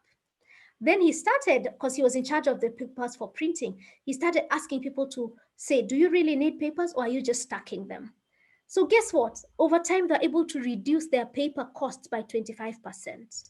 Gather information. Visualize visualize. So what are the facts of the matter? Predict. If people start doing this, we're going to save more money, and then act. So it's very simple. Gather, visualize, predict. I think we already did code kata. The final P is performance through emotional intelligence. Performance through emotional intelligence. Write that down. Performance through emotional intelligence. Why? Emotions drive people, and people drive performance. I'll repeat that. Emotions drive people, and people drive performance. So we know that emotional intelligence is way more powerful than data, isn't it? Why? You could have the most intelligent person, but if they're not able to connect with you from an emotional place, it won't make sense. Okay. Now, what is the first P we talked about? Please feel free to share it on the chat. We did the first P, we did the second P, we are now on the third P. So now we're talking of performance through emotional intelligence. So I'm going to give us very simple keys to emotional intelligence. I'll give us very simple keys to emotional intelligence. There's someone who said they can't hear me, but I'm seeing chats from people who are hearing me. So if there's a challenge, please let me know. Now, there's someone, Judith, and I'll just read this because I like what you've said. You're saying that Coach Carter used statistics of the young Black people to speak directly to them and make them decide where they fall in the future statistics. Isn't that amazing? So you give people statistics and let them know, where do you fall? Make your choice. Where do you want to be? So the first P we talked about is purposeful innovation. You must be innovative, but in a purposeful way. And purpose is just serving. Purpose is simply serving. The second P is people analytics. Thank you so much, Joel. And the third P that we've talked about is performance through emotional intelligence. So I'm just going to share very little about that, and then we move on. I know I started at 1:15, Godson, so I need you to chat me. Just chat me and let me know how we're doing. So here's the reality. Emotions drive people, and people drive performance. Human beings make decisions emotionally when all is said and done. And when you study the brain and how decision making is done purely based on emotions. Because even the numbers are there, but it's the emotions the numbers evoke in you. Does that make sense? So numbers are good, but ultimately it's the emotions that numbers evoke in you. So that's what matters when all is said and done. If you want to drive people. So Steve Gatler says this: emotional intelligence can be the game changer to high performance and personal leadership. And many of us know that. Who I should have hidden. Let me just pause. Who is that lady? Who is she? You kind of saw her face. I wrote her name, but who is she? Anyone? Who is she? Please chat and let me know, who is she? So this lady has made headlines globally because of her leadership. And what she does here, you can still tell me who she is. I didn't say who she is. As she leads through, she's been able to perform incredibly well. And she's able to perform through emotional intelligence. Well done, well done, well done. College of Human Research, Jacinda, you're right. Liz Wayumba, you're right. Joshua, you're right. Yeah, some people call president, some people call prime minister. It depends on the country you come from. Anyway, but she's the prime minister of New Zealand. And here's some of the things she did that really helped people connect with her in terms of emotional intelligence. So emotional intelligence is being able to connect in a way deeper, both mentally and emotionally, but ultimately it becomes emotion-led. Now, one of the things that she was able to do is when she was making a tough call to say we're going to do a countdown, she went to the Prime Minister's office. Now, New Zealand is very laissez-faire. So they don't do those things of, very formal. So what she did hasn't been done in the last 70 years. No one has given an address like that in the last 70 years. So she was simply saying, I am the boss. And we have talked about this for a long time, but when we say it's a lockdown, we mean it's a lockdown. So emotional intelligence means courageous leadership. Write that down. Courageous leadership. Do you have the courage to have tough conversation? If your boss normally screams at you, do not respond at that time. Choose life. If you respond at that time, you shall be 6 feet under, whether it's under the stairs or under, you know what I mean, eh? So don't respond then. Choose life. Gentlemen know this. When your wife is annoyed, don't tell her, don't feel bad. Don't, you're gone, you're finished, But when things have cooled down, it's okay to go back to the boss and say, I realized I did this and I'm really sorry about this. Now, I'd like to be able to come to you and ask questions, but if you react in a certain way, I get so intimidated, I can't ask, and I continue making mistakes. They might tell you that's nonsense, but guess what? They heard you.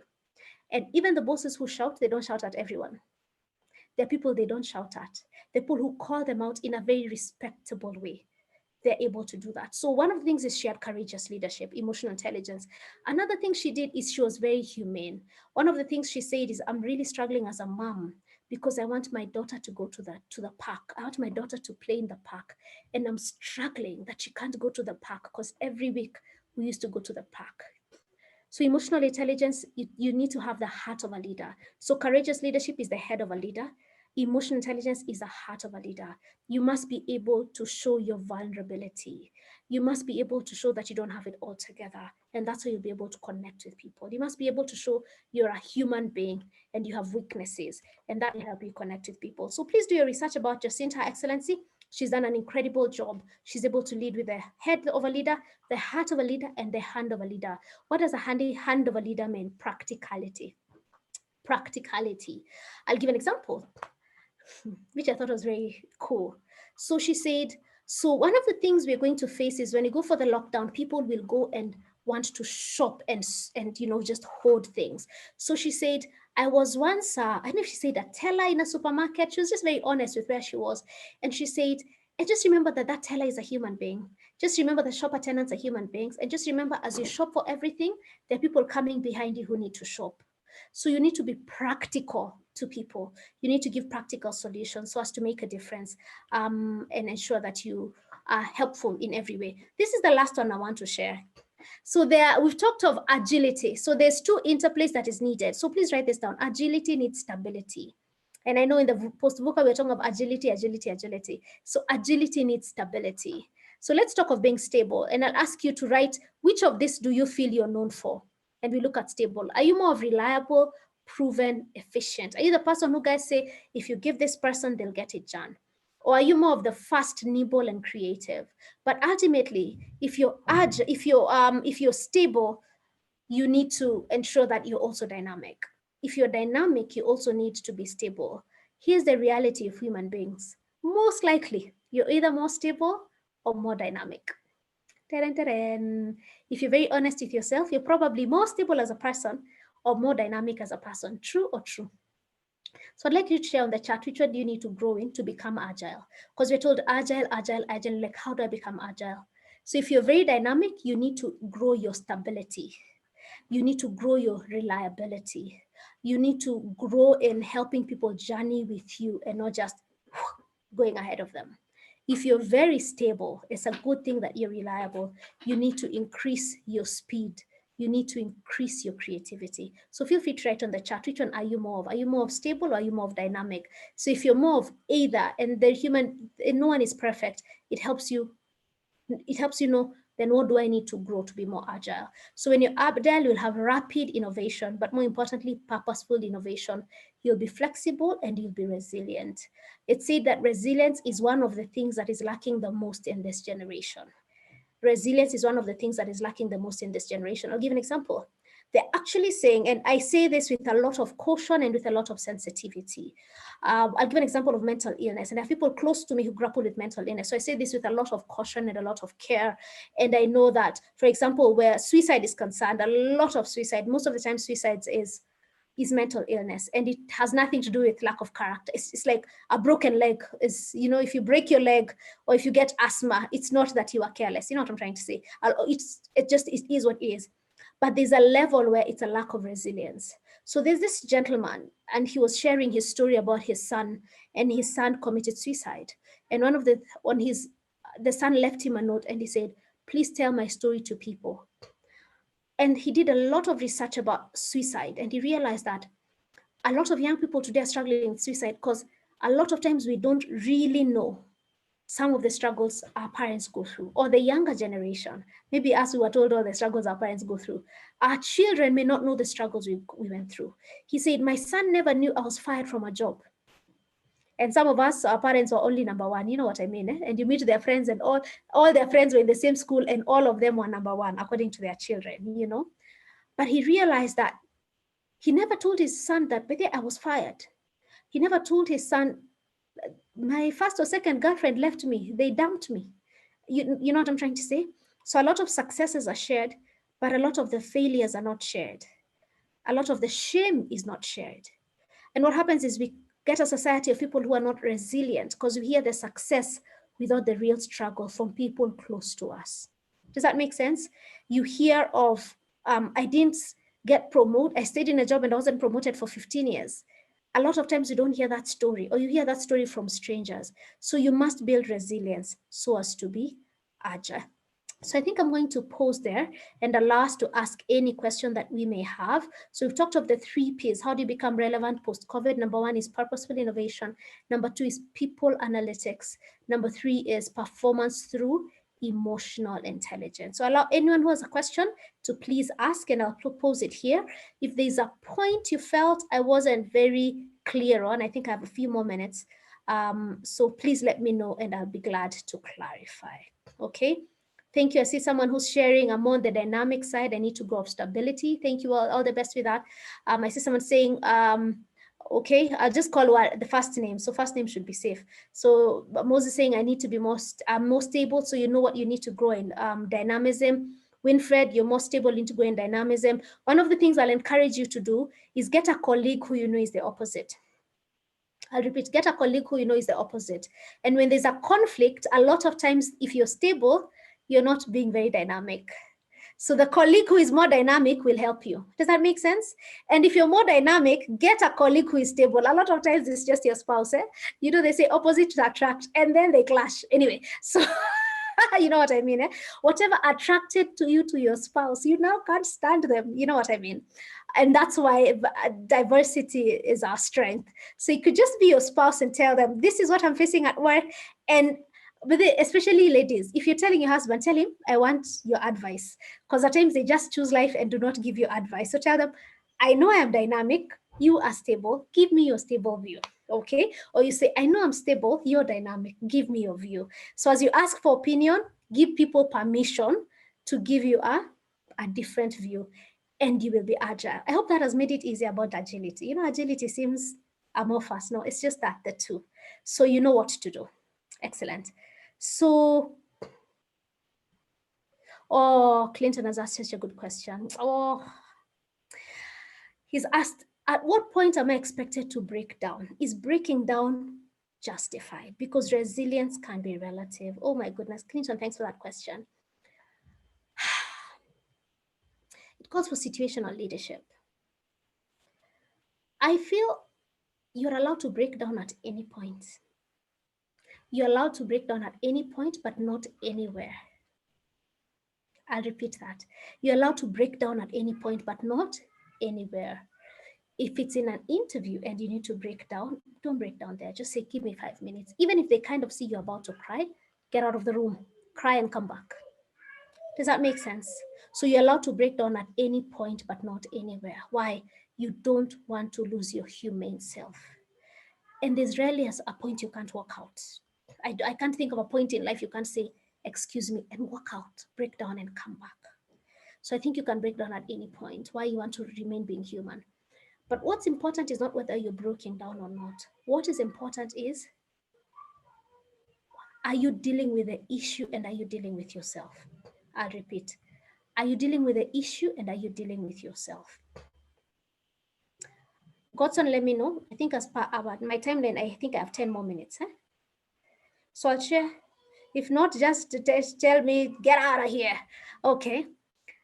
Now, let me share 3 keys to help us scale our emotional intelligence. 3 keys to help us scale our emotional intelligence. Number 1, believe it or not. Number 1, the most important thing is your belief. Is your belief. Is your belief. I love giving this example. So Brand, and I need other faces, please, more faces show up so that I call more people. Liz, I'll give an example of Liz and Moses. So Liz, Moses, and Anne, okay? So Anne has Moses, let's say Moses has 2 colleagues called Anne and Liz. You know, I'm choosing life gender, eh? Moses has 2 colleagues called Anne and Liz. Him and Liz are fantastic. Liz just makes him smile. Liz makes him happy. He thinks Liz is out of this world. But Moses just cannot stand Anne, okay? So what is likely to happen is when he's asked about Anne by someone, and Anne is fantastic by everyone, Anne is fantastic. If someone asks Moses about Anne, he might say, Anne is so petty. Does that make sense? Anne is so petty. But then maybe Liz and Anne have a good relationship. And when Liz is asked about Anne, Liz will say, Anne is particular. I'll repeat that. Moses will say, Anne is petty. Liz will say, Anne is particular. They've not denied her trait, but their belief about her is different. So about emotional intelligence, look at your belief. And Mandela did that. You can't last 28 years in prison and come out as a free person emotionally if you didn't change your belief. So here's what Mandela said. Mandela said, these people, they brought us down. They were unfair to us. They oppressed us. But he said, but I believe there are partners in development because they still control everything else. If I don't partner with them, I lose them. So they hurt me, but I need them to succeed. Does that make sense? So my boss may not like me, but I need my boss. We may not see eye to eye, but we can work hand in hand. Number 1 is belief. Number 2 is focus. So you focus on what matters. Focus on building relationship. Focus on how you will survive. Focus on being a cactus in the desert. That's number 2, focus. Then number 3 is body language. Your psychology, which is your heart, mind, emotions, are connected with your physiology, your body. So ensure your body supports the belief you want. If I don't like Liz, if I ignore her every morning, it doesn't help. If I don't like Liz, if I say, hi, Liz, I start feeling better about her. She starts feeling better about me. Why? I waved, I smiled. Does that make sense? That's why you say hi to people, whether they say hi to you or not. You don't shout, you don't hug, but say good morning and you move on. Why? You'd rather say hi than not say hi. Because when your body and emotions are drawn towards them, your mind will also be inclined. Does that make sense? So your body needs to be in line with the belief you want. Free of charge in relationships. Gentlemen, this is for you free of charge. If your girlfriend or your wife tells you, I'm so annoyed at you, and you come closer to her, she'll say, don't touch me, isn't it? But what will happen, depending on the level of anger and if she has a knife, I'm teasing. But what will happen if you hold her and hold her long enough? What will happen? She will melt. Why? Your physical body can't experience care and love, and your emotions hold it. That's why a smaller bed is better for a marriage. Move, you're talking. That's why no matter if you have a 10-bedroom house, ensure children are sharing a washroom. Let them fight over something. But everyone with their room, with their TV, nothing's going to happen in that house. No conversations with the children. Number 1, beliefs. Number 2, focus. Number 3 is body language. If you look at the pyramid of emotional intelligence, it's all there. The pyramid is complicated. The 3 keys are there. I think I'll leave it there. I am a career counselor. People like marriage. It's a psychology of human beings. When I give marriage examples, they apply them at work. You get what I mean? Like when they say hi to hold your spouse, you'll say hi to your boss. Don't hold your boss, darling. I think that's it. I think I've not seen any other questions, so I'll pause it there. Before Godson mutes my camera, mutes my, so thank you so much. One final thing. We have a gift for some leaders, and you're going to, and this one we had to select because I had to get the partner in charge of psychometrics at Delve Training to give a go-ahead for this. So there are certain leaders who want to give a gift, and the gift we have is simply a tool that is top 10 rated by Forbes globally. It's a leadership development tool. It's called the Leadership Circle. So we're going to be sponsoring a few leaders for our self-assessment. So I'm going to write my email address here. And also if you have any question, feel free to reach out to me. Let me know about yourself and your organization. It's for leaders. So tell me about your organization, how many people you lead and all, and I'd love to share the self-assessment with you, and we'll get to have a coaching session with you that is sponsored. So it's to a limited number of people. My email is faithm@delvetraining.com. My full name is Faith Muturi. So reach me out on Facebook, reach me out on Twitter, reach me out on all those platforms, and I'll be glad to connect with you. So I'll post it there. Thank you so very much. And yes, Instagram as well. Instagram people, what's up? So Faith Muturi. That's how we connect. So thank you so much, everybody. I'll pause it there. Over to you, Godson. And it's been an absolute pleasure. And greetings from Kenya. Everyone who's from Kenya, East Africa, what's up, everybody? Thank you for representing. It's good to see you all. Everyone from West Africa, our brothers, we love your energy. So in case you did hear me, maybe I didn't have the oomph of Nigeria. Just accept the East African calmness. Eh? Is that okay, everybody? So there's a Nigerian who had something that, oof. Okay, I'm done. Bye, everyone.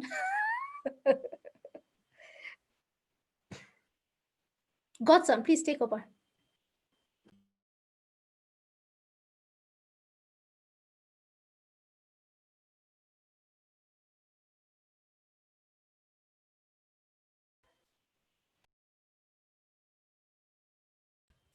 Godson, I think you need to unmute yourself. Godson? Godson, please unmute yourself. Can you hear me? Okay. Is there any final question? Is there any final question? Oh, I need to unmute him. Sorry, I need to unmute him. He made me host. Okay, sorry about that, Godson. Go ahead.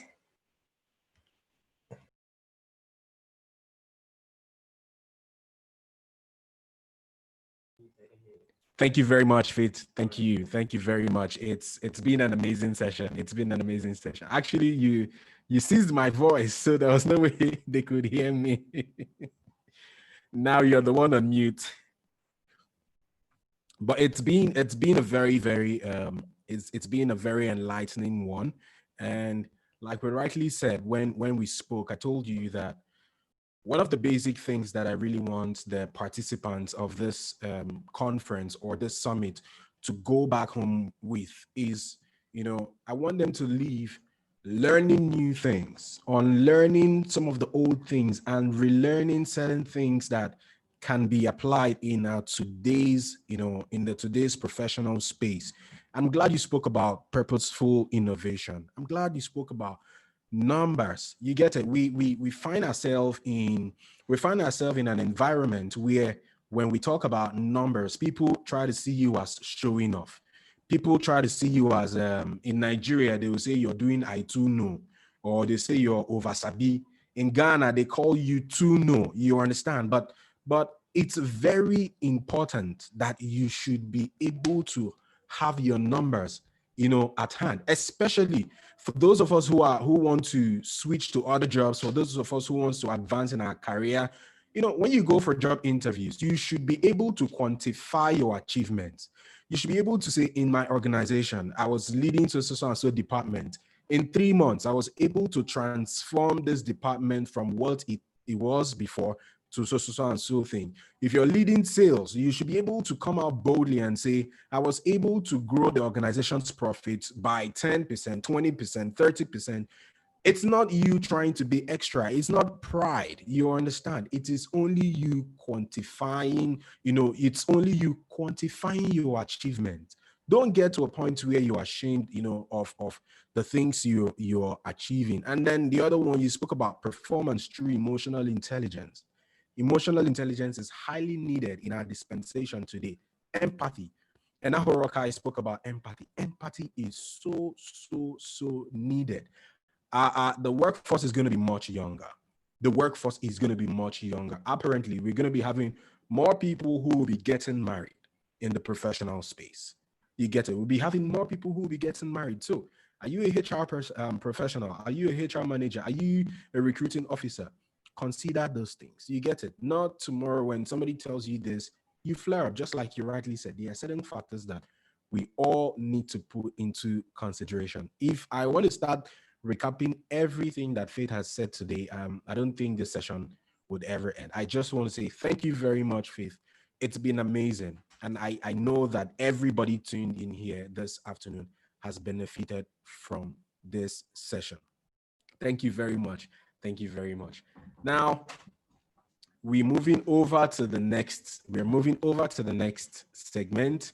And in this segment, we're going to be having a very, very, very renowned person with us, in the person of Benga Totoyi. Benga Totoyi he's a human capital development professional.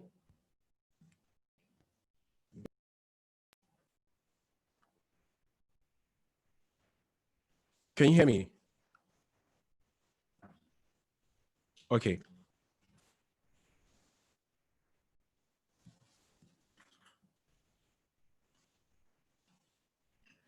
Okay, so our next speaker is Mr. Benga Totoyi, and he's into people development and organizational design. Mr. Benga Totoyi is based in Nigeria and is a managing partner with Allant and Grant, a human capital development organization. Ladies and gentlemen, let us give it up for Mr. Benga Totoyi.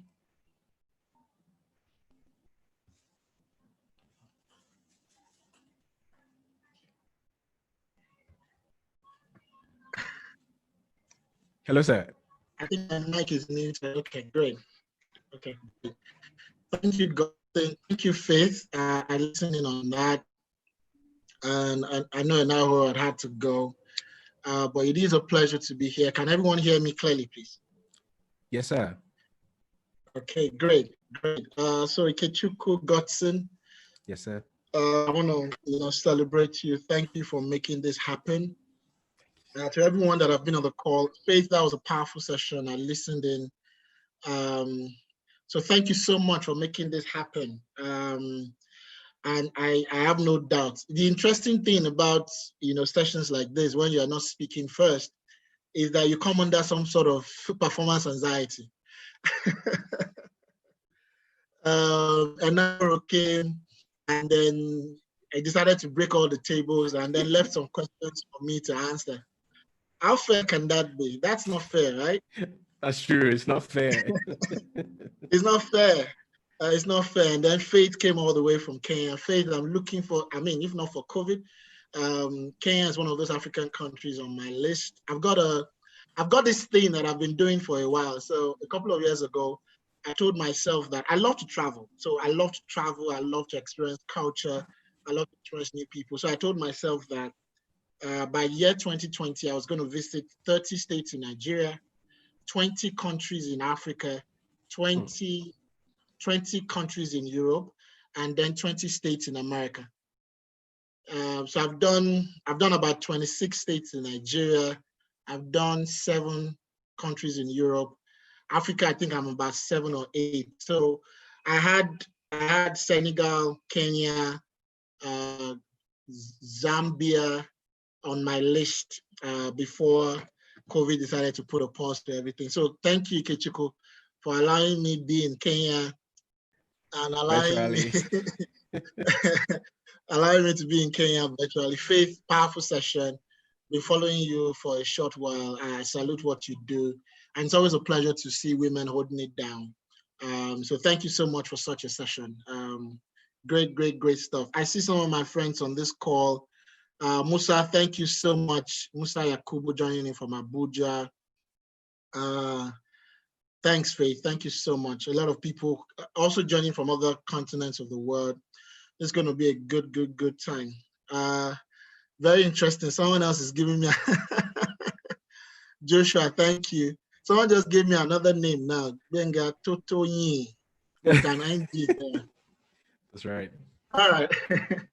Thank you so much. Thank you. So I'd like to just jump straight into it. I mean, to everyone that has been on the call since we started, I think you guys need to celebrate yourself. It's very it's not very common to have people joining on a program like this from the very beginning. And so what I'll be talking on is something I've been sharing a lot recently. And I've gotten some very interesting comments from people. I've shared it with corporate organizations. I've also shared on platforms like this. It's something I prepared about 2 years ago. And I mean, one of my friends was telling me that perhaps it's become some calling for me I need to address during this period. And and I'm sure that was what Ikechukwu also saw, and he started to hit me up to say, and follow me on Instagram. You must have seen me pull it up. It's some. You wanted to say something? Go ahead. I tell you, I saw that quote, and I'm like, no, I must follow this man up, and I wouldn't say it. I'll just leave it. I'll let them hear it from the horse's mouth, so that it wouldn't be something like a reported speech. Yes, sir. So over to you. Thank you so much. So let me just share my screen, and I'll take it off from there. You need to allow me share my screen, please.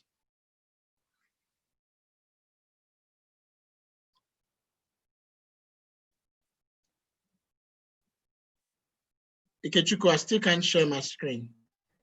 Yes, sir. Please, just give us some seconds. All right, not a problem. So let me just get it started. My name is Benga Tutoyi, and just in a bit for you not to murder my surname, you can just call me GT for short. I prefer that actually, because a lot of people murder that surname, but GT works. I know Ikechukwu asked me to come talk about the future of work, as it were. Okay, thanks. I can do it now. But it is something that, I mean, that phrase itself is something that I have a bit of a challenge with, right? But I'll explain. Great. So I'm one of those people who honestly do not believe that we should still be attaching the word future to work, right? And we started this conversation for a while, 5-7 years ago. We started talking about the changes that we see coming into the world of work and all of that. And so at that point, perhaps it was appropriate to use the term the future of work. But one of my very strong influences in the space would say we should retain that phrase and start calling it the now of work. And what I intend to do over the next couple of minutes, so I won't speak for too long because I like to take on questions and be able to provide more specific insights and tips to help people on the call. We've got people from Ghana, Kenya, and all over the world here. And so some of the conversations I would have will be better addressed, or some of the questions you will have will be better addressed as we share questions, and I can provide answers to them a bit more directly. And I find some joy in that, okay? So, and what I intend to be able to achieve today, what's most paramount for me is to create a sense of balance to this whole conversation around future of work, because I don't think that there's enough out there. Some people put out statements like the robots are coming for our jobs.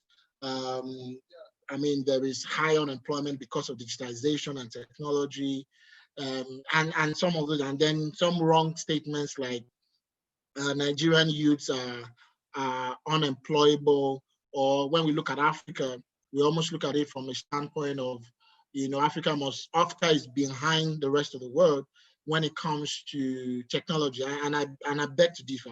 So what I see in this space is that there's not enough balance to the conversation around the future of work and the implications around us. And so today, I would like to honestly provide a sense of balance to that.